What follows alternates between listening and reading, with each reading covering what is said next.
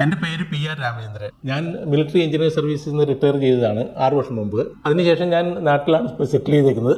കുറച്ച് സോഷ്യൽ വർക്കും കാര്യങ്ങളൊക്കെ ആയിട്ട് അങ്ങനെ നടക്കുന്നുണ്ടായിരുന്നു.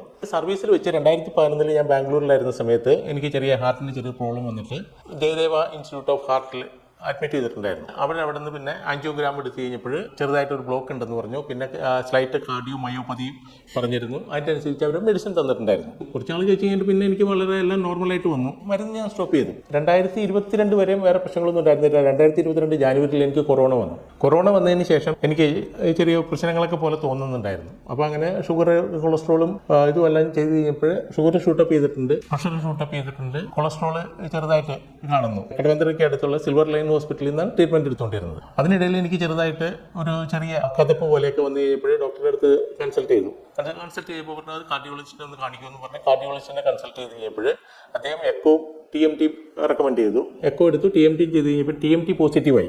TMT പോസിറ്റീവ് ആയി കഴിഞ്ഞ് കഴിഞ്ഞപ്പോൾ അവർ പറഞ്ഞു ആൻജിയോഗ്രാം ചെയ്യണം എന്ന് പറഞ്ഞു. അങ്ങനെ ഞാൻ ആൻജിയോഗ്രാം ചെയ്ത് കഴിഞ്ഞപ്പോൾ എനിക്ക് 3 ബ്ലോക്ക് ഉണ്ടെന്നു. 3 ബ്ലോക്കിൽ ഒരെണ്ണം 100% ബ്ലോക്ക്.